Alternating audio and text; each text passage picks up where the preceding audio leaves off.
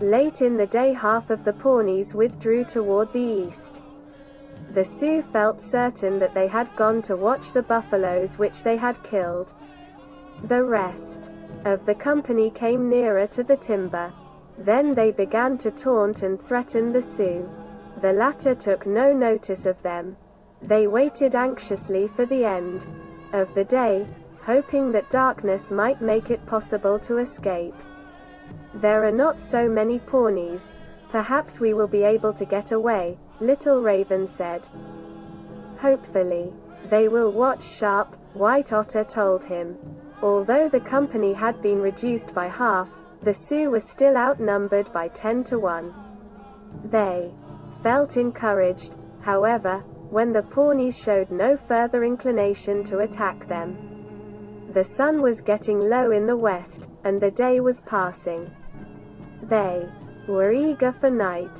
Then, as twilight was settling upon the plain, 2 scouts returned from the east. It was evident that they had brought word of great importance. The Pawnees appeared to be much excited. They had gathered about the scouts, and were talking earnestly. A few moments later the Sioux were amazed to see the entire company ride off toward the east. "Watch out, it is a trick," said Sunbird. "I believe those riders came back to fool us," declared Little Raven. White Otter offered no explanation. He was watching the Pawnees with grave interest. As they continued across the plain, an alarming possibility flashed through his mind. He turned excitedly to his companions. "My brothers, I believe the Pawnees have found the Cheyenne hunters," he said.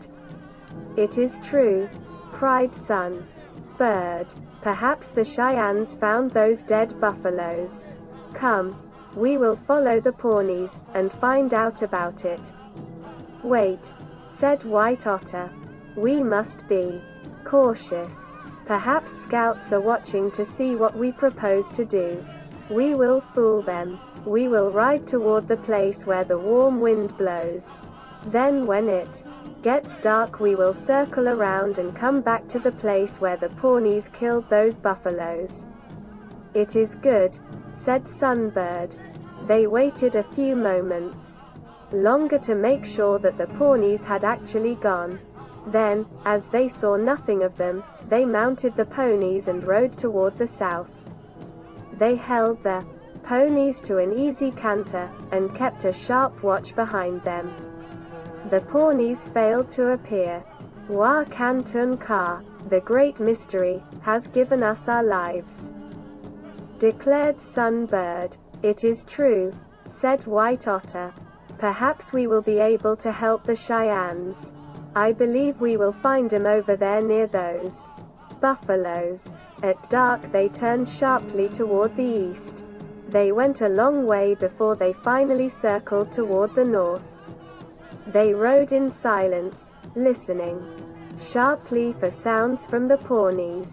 The night was still. "Perhaps the Cheyennes are getting ready to fight the Pawnees," suggested Sunbird.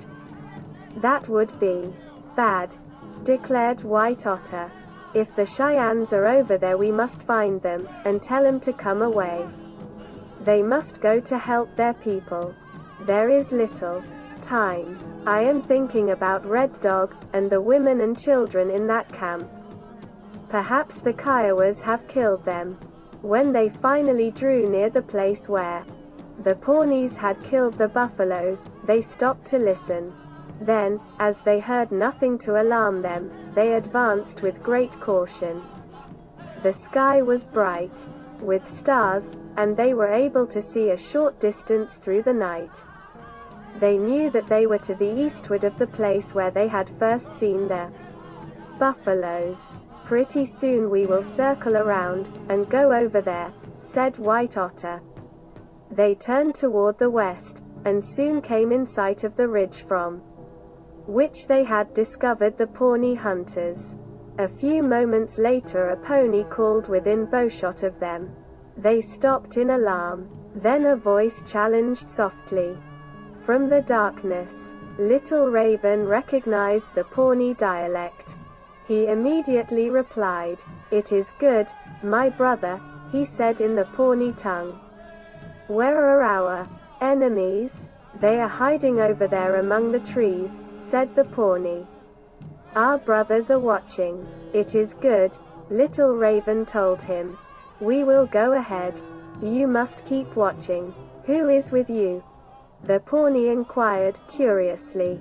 "I hear something. Keep quiet," Little Raven said, craftily. The next moment they rode up the ridge. They listened uneasily, for they feared that the Pawnee might become suspicious and follow them.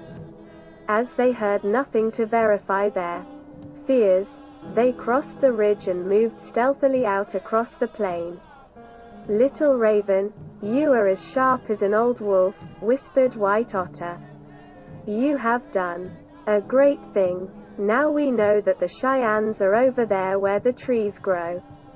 They also knew that sharp-eared Pawnee scouts were on guard, and they feared that it would be difficult to avoid them.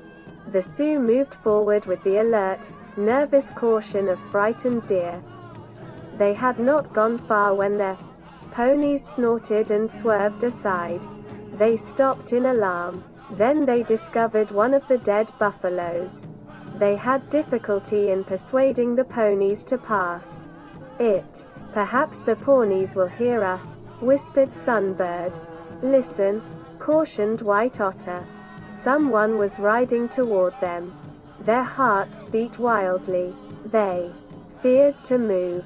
Many anxious moments passed. Then the sounds gradually died away. What had become of the rider? Which way had he gone? They listened anxiously for a clue. It was a long time before they felt secure. Then, as the stillness continued, they moved slowly forward. "The way is clear," White Otter whispered. Finally, they continued their perilous advance. Then they heard the cry of the big gray timber wolf, somewhere behind them. It was the favorite signal of the Pawnees. They feared that their foes had discovered them. They stopped and listened. In a few moments they heard the call farther out on the plain. The Pawnees were signaling. What did it mean? "Perhaps that scout back there is telling his friends about us," said Sunbird. No, he does not know about us," Little Raven assured him. "I fooled him. He took us for Pawnees."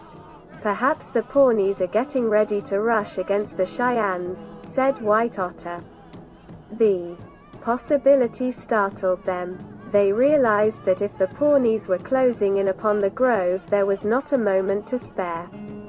They stared anxiously into the night in an effort to locate the timber. It was hidden in the darkness. There was nothing to guide them in the proper direction. They knew that it would be easy to pass beyond it. The blunder might prove fatal. "We must watch sharp," whispered White Otter.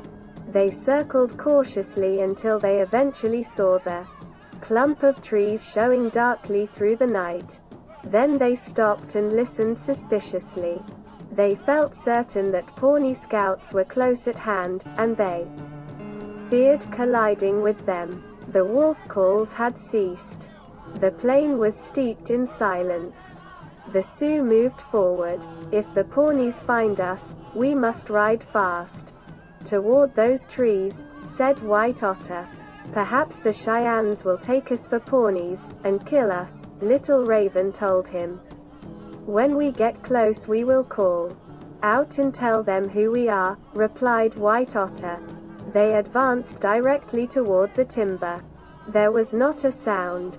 The silence aroused their suspicions.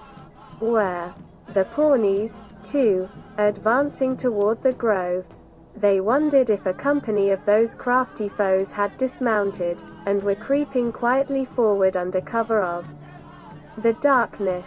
Alert to catch the slightest sound, the three daring scouts moved on. When they were near the timber they stopped. They felt sure that the Cheyennes were watching at the edge of the grove.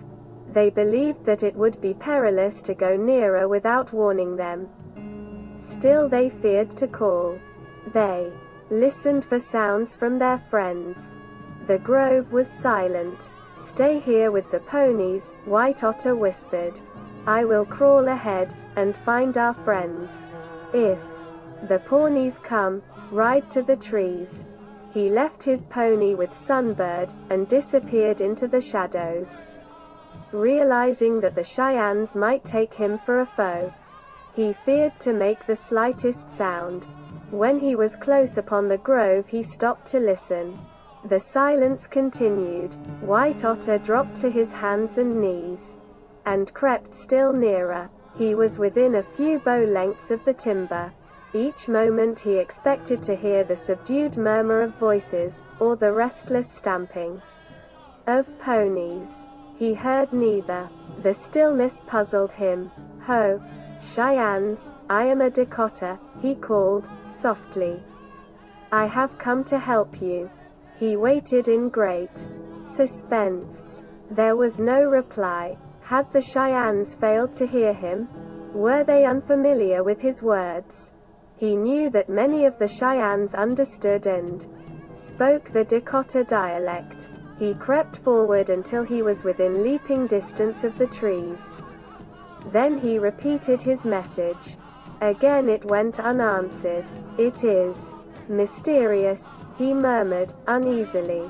While he waited, the cry of the timber wolf sounded across the plain. It made him impatient. He feared that the Pawnees were preparing to charge upon the grove. His fears were strengthened a moment afterward when the cry was repeated from another part of the plain. Twice more it rang ominously through the night, each time from a different direction. White Otter believed that the Pawnees were ready to advance. There was no time for further caution. He rose and ran recklessly to the edge of the timber. "Cheyennes, I am a Dakota, hold your arrows," he cried. There was no one there.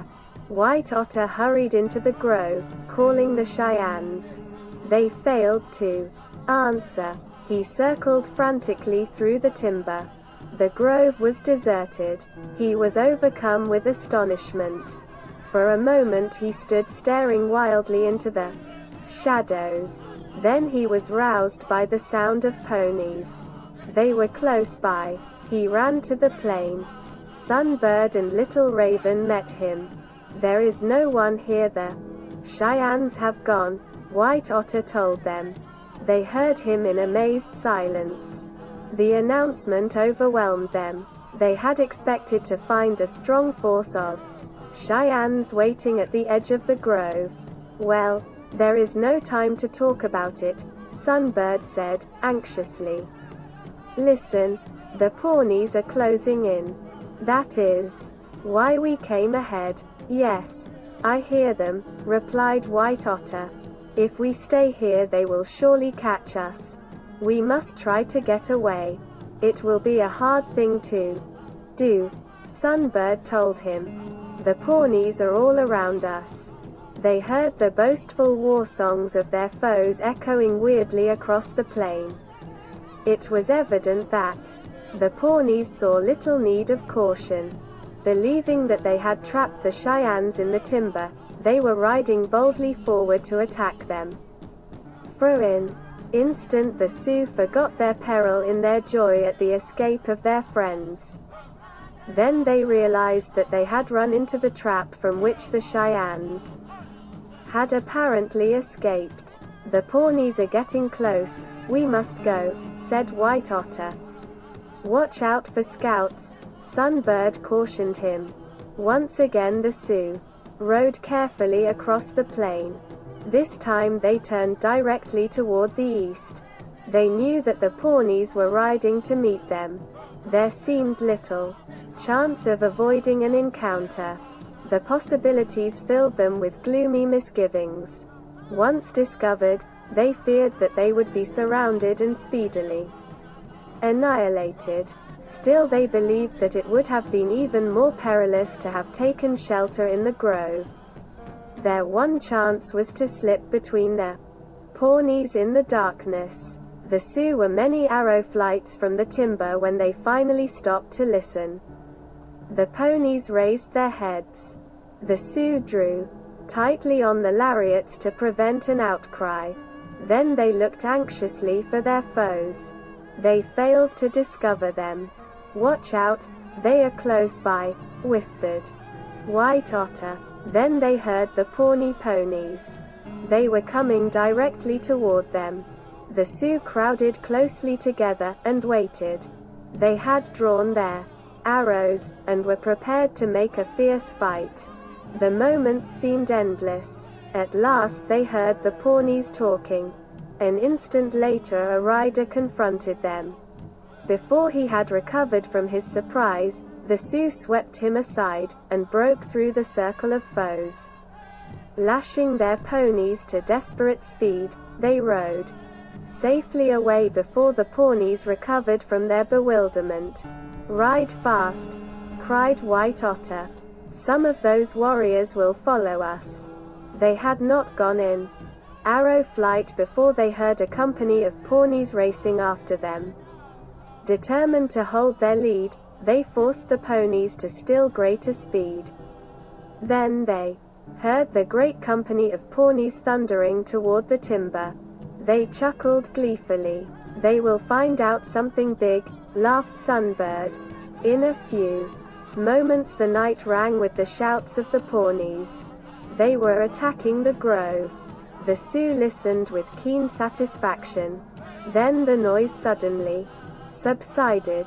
Having encountered no resistance, it was apparent that the bewildered Pawnees were investigating.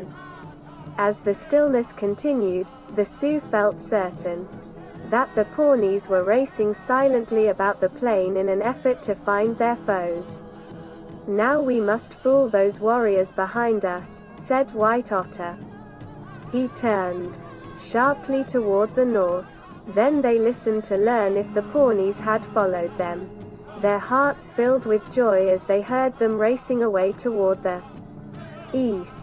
"We are safe," Little Raven cried joyously. "Yes, we got away from them," said White Otter.